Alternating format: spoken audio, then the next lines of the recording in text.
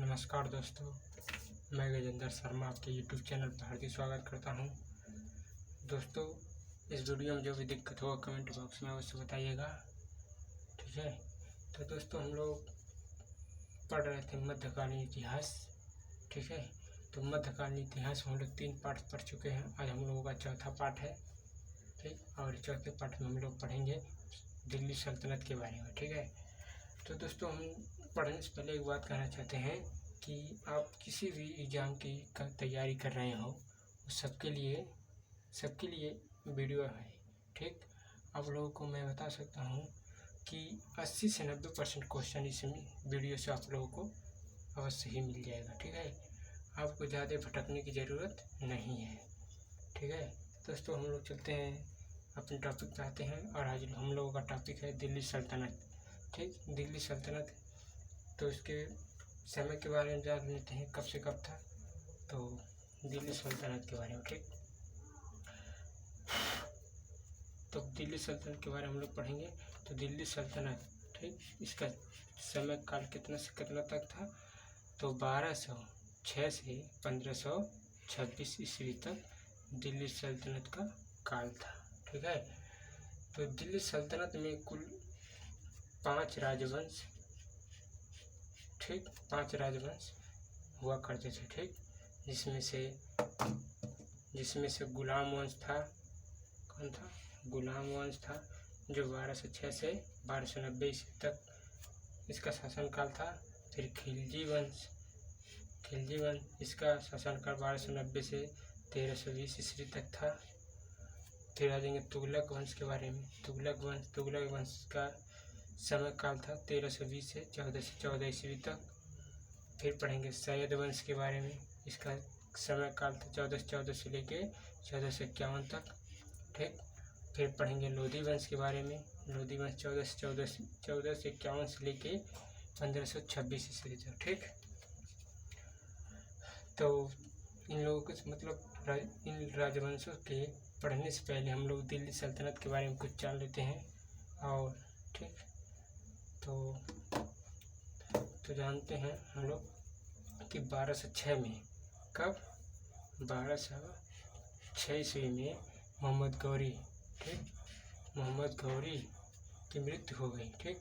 उसके मतलब मोहम्मद गौरी की जब मृत्यु होती है तो उस समय उसका कोई संतान या उत्तराधिकारी नहीं था, जिस कारण से साम्राज्य को उसके उसके 3 दासों, कितने? 3 दासों ने आपस में बांट लिया। तो 3 दास कौन कौन से थे इसके बारे में हम जान लेते हैं। तो इन दासों में सबसे वरी सबसे बड़ा कौन था? एल्दोज था, ठीक। कौन था? एल्दोज, जो वरीय बड़ा था, जिसे राजधानी मिली गजनी की राजधानी। आप लोगों को पता है गजनी किस देश में पड़ता है? अफगानिस्तान देश में पड़ता है, जो मुल्तान के कुछ दूरी पर ही छोटा सा राज्य हुआ करता था, ठीक। और फिर दूसरे दास के बारे में हम जान लेते हैं। दूसरा दास कौन था? कुबाचा, ठीक, जो बाद में कुतुबुद्दीन ऐबक ने अपनी बहन की शादी इससे करता है, ठीक, जिसकी राजधानी क्या थी? मुल्तान थी, ठीक। क्या थी? मुल्तान थी। तीसरा दास कौन था? कुतुबुद्दीन ऐबक, ठीक, जो कि अगला शासक बनेगा, ठीक है, जिसे भारत पर कुछ क्षेत्र मिला था, ठीक। और फिर दिल्ली सल्तनत में कुल कितने राजवंश थे? आपको पहले ही बता दिए। दिल्ली राजवंश दिल्ली सल्तनत में 5 राजवंश थे, ठीक। कितने राजवंश थे? 5 राजवंश थे, ठीक है। अब हम लोग देखेंगे दिल्ली सल्तनत कब से कब। अब तो पता है कि कब से कब तक इसका शासन पीरियड था। तो 1206 से 1526 ईस्वी तक दिल्ली सल्तनत का समय था, ठीक। और हम लोग आगे बढ़ते हैं।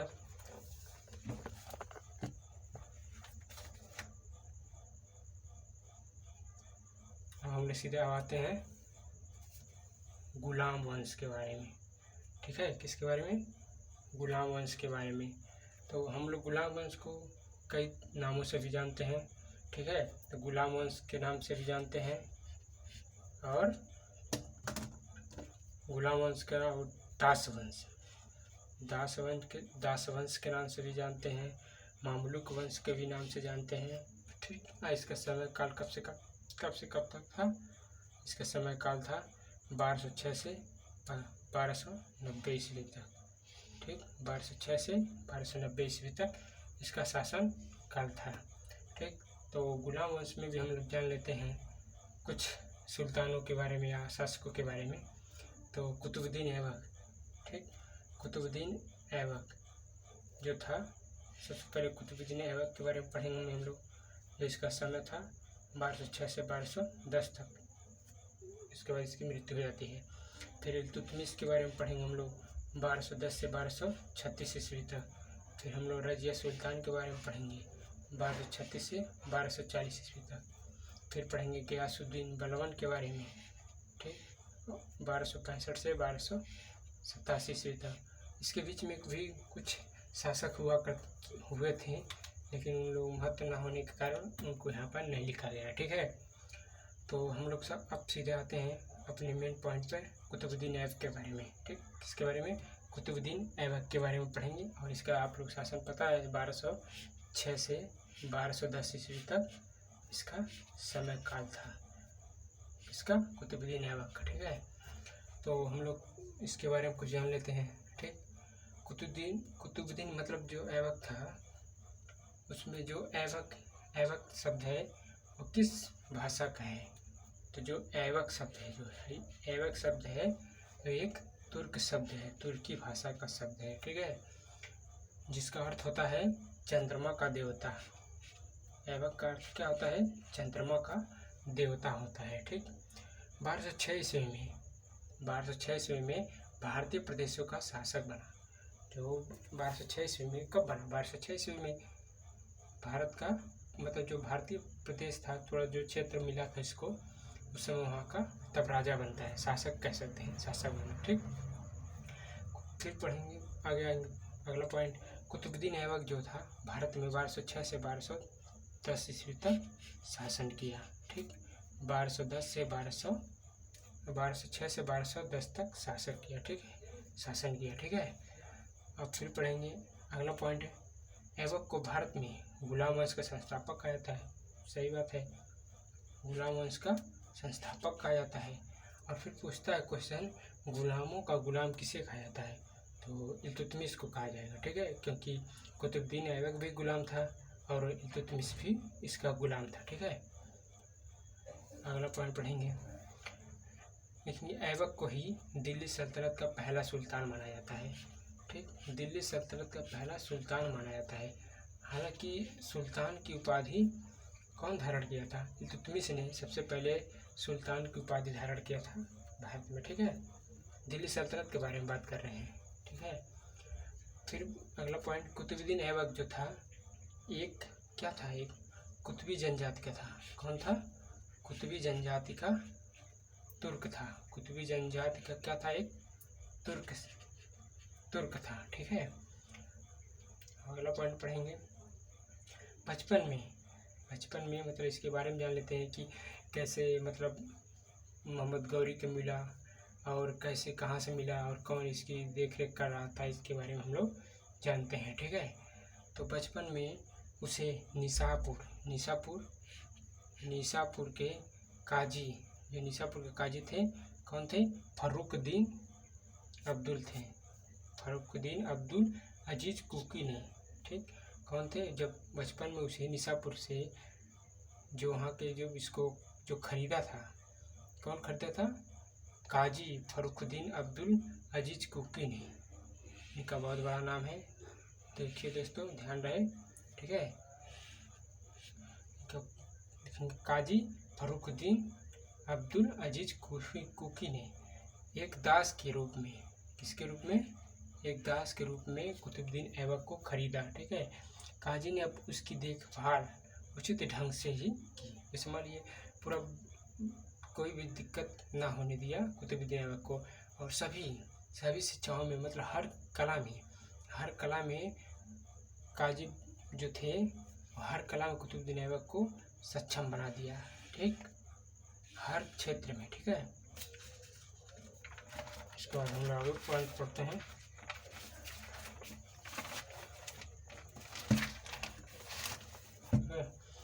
फिर अगला पॉइंट देखते हैं हम लोग। ऐबक था जो बचपन में, कौन?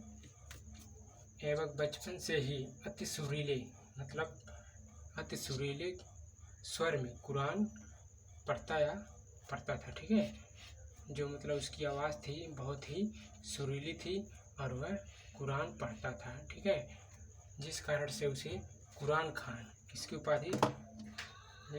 कुरान खान की, किसकी? कुरान खान के नाम से भी प्रसिद्ध हुआ, ठीक है। कुरान खान के नाम से भी प्रसिद्ध हुआ। बाद में वह निसापुर से गजनी लाया गया, निसापुर से गजनी लाया, ठीक है, जहाँ उसे गौरी ने खरीद लिया, ठीक है, जहाँ उसे गौरी ने उसे खरीद लिया, ठीक है, गौरी ने खरीद लिया। अपनी प्रतिभा, जो गौरी कुतुबुद्दीन ऐबक था वो अपनी लगन और ईमानदारी से, कैसे? लगन और ईमानदारी से पल पर ही शीघ्र ही गौरी का विश्वास, मतलब जो गौरी था, अपनी गौरी तो जो था, ठीक है, उससे मतलब उसके सामने, गौरी के सामने कुतुबुद्दीन ऐबक ने ऐसे लगन और ईमानदारी से काम किया कि कुतुबुद्दीन मतलब मोहम्मद गौरी जो था वह उस पर विश्वास, हर चीज़ पे विश्वास करने लगा और वह विश्वास पात्र बना, मतलब प्राप्त कर लिया। कौन? कुतुबुद्दीन ऐबक ने। किसके सामने? मोहम्मद गौरी के सामने। गौरी ने उसे इस खुशी में जब बहुत बढ़िया अच्छा काम कर दिया। इस तराइन के द्वितीय युद्ध में कुतुबुद्दीन ऐबक ने मोहम्मद गौरी का साथ दिया, ठीक है, और चंदावर के युद्ध में भी मोहम्मद गौरी ने उसका साथ दिया, ठीक है, और उसमें दोनों जीता, जिस कारण से अच्छे से काम किया। कौन किया? कुतुबुद्दीन ऐबक ने। तो मोहम्मद गौरी जो था, इससे खुश होकर के इसे आमीर-ए-आखुर की उपाधि दिया। आप लोग पता है आमीर आखुर का मतलब क्या होता है? अस्तबल का प्रधान, ठीक, अस्तबल का प्रधान का है, मतलब प्रधान की उपाधि के पद पर बैठा दिया। किसको? कुतुबुद्दीन ऐबक को। कौन? मोहम्मद गौरी ने, ठीक है। तो फिर अगला पॉइंट देखते हैं हम लोग। ऐबक को भारत में तुर्की राज्य का संस्थापक भी माना जाता है, जाहिर सी बात है, ठीक है। भारत में तुर्की राज्य का संस्थापक किसे माना जाता है? कुतुबुद्दीन ऐबक को ही माना जाता है, ठीक है। गौरी के उत्तराधिकारी के, मतलब जो गौरी के उत्तराधिकारी जो था उस समय, कौन था? उसका बड़ा भाई गियासुद्दीन महमूद था उस समय, और कुतुबुद्दीन ऐबक भी था, जिस कारण से गियासुद्दीन महमूद से मुक्ति, मतलब जो दास में बंधा था, कौन? कुतुबुद्दीन ऐबक, वह 1208 ईस्वी में मुक्ति पा करके दास था, मतलब दास से मुक्त, मतलब जो दास था उनसे गुलाम हुआ करता था, उससे 1208 ईस्वी में मुक्ति पा ली, ठीक। कौन पाली? 1208 ईस्वी में दासता से कुतुबुद्दीन ऐबक ने उससे मुक्ति पा ली, ठीक है। तो गौरी की मृत्यु के बाद लाहौर के विशिष्ट जनों एवं अमीरों द्वारा आमंत्रित करने पर उसे वहाँ, जैसे मान लीजिए जब मोहम्मद गौरी की मृत्यु हो जाती है तो लाहौर में कोई चलाने वाला था नहीं, मतलब अयोग्य राजा हुआ करते थे, शासक हुआ करते थे, जिस कारण से जब गौरी की मृत्यु हो गई, ठीक, कब? जब गौरी की मृत्यु हो गई 1206 ईस्वी में, तब उस समय लाहौर में विशिष्ट जनों लाहौर में विशिष्ट जनों और अमीरों जो थे, अमीर लोग थे, वह किसको आमंत्रित करते हैं? कुतुबुद्दीन ऐबक को आमंत्रित करते हैं और कहते हैं कि आप यहाँ के शासक और शासन मतलब शासन सत्ता संभालिए, ठीक है, अपने हाथ में ले। जिस कारण से वह कुतुबुद्दीन ऐबक अपने हाथ में सत्ता लेता है, वहाँ किसका? लाहौर का, ठीक है। यद्यपि उसने अपना राज्याभिषेक गौरी के, देखिए जब वह मतलब राज्याभिषेक जब कराया, उस समय गौरी के मृत्यु के 3 माह पश्चात, मतलब 3 माह पूर्व पश्चात, मतलब 3 माह या 3 महीने बाद, पश्चात मतलब बाद होता है, ठीक है। तो यह पूर्व का था तो पहले हो जाता, ठीक, पश्चात मतलब बाद में 3 माह बाद, 12 मतलब जून 1206 ईस्वी में, कब? जून 1206 ईस्वी में राज्याभिषेक अपना कराया। कौन? कुतुबुद्दीन ऐबक ने, ठीक है।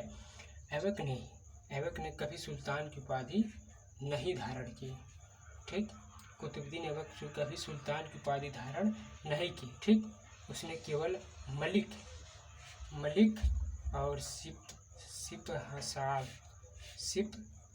सालार की उपाधि या पदवी धारण किया। ठीक है, अब आगे देखते हैं हम लोग।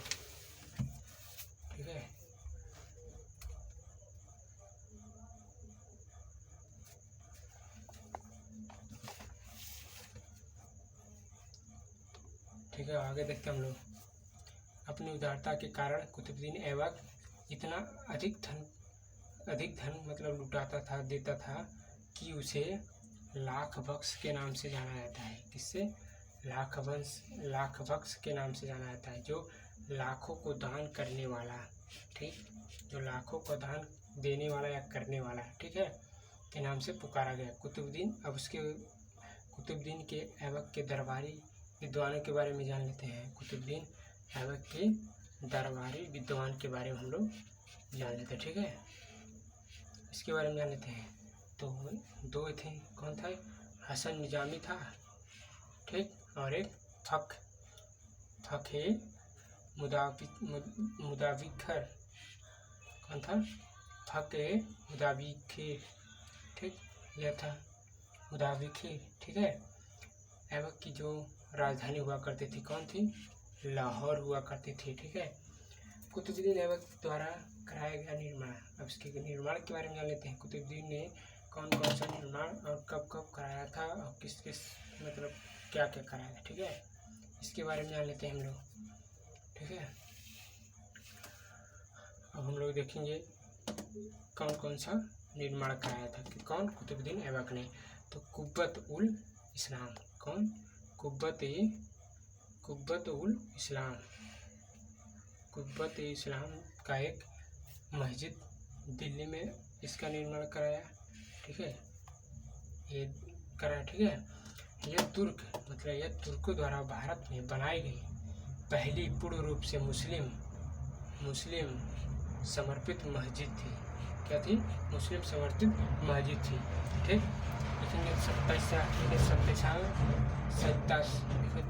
देखेंगे 27 जनवा विष्णु मंदिरों में, मतलब जो विष्णु का मंदिर था 27 उसको तोड़कर ही यह मस्जिद बनवाया गया था। कितना? 27 विष्णु मंदिरों को तोड़कर। ठीक है, और उसके बाद देखेंगे कुतुब मीनार के बारे में देख लेते हैं हम लोग, जो कि यह भी दिल्ली में है। ठीक है, यह मीनार ऐबक ने सूफी संत ख्वाजा, कौन था? सूफी संत ख्वाजा कुतुबुद्दीन बख्तियार काकी की याद में बनवाया। ठीक है, अब फिर अगला देख लेते हैं। 2.5 दिन का झोपड़ा अजमेर में है। ठीक है, इसके बारे में जान लेते हैं हम लोग। ठीक, तो यह राजस्थान के अजमेर में स्थित है। यह एक मस्जिद है। ठीक है, ये कहाँ है? राजस्थान के अजमेर में है। ठीक है, राजस्थान के अजमेर में स्थित एक मस्जिद है। पूछता है कि 2.5 दिन का झोपड़ा क्या है? किला है, मस्जिद है, या और भी कह सकते हैं। तो आप लोग जान जाइए कि ये 2.5 दिन का झोपड़ा जो था यह एक मस्जिद था। ठीक है, आगे देखते हैं हम लोग।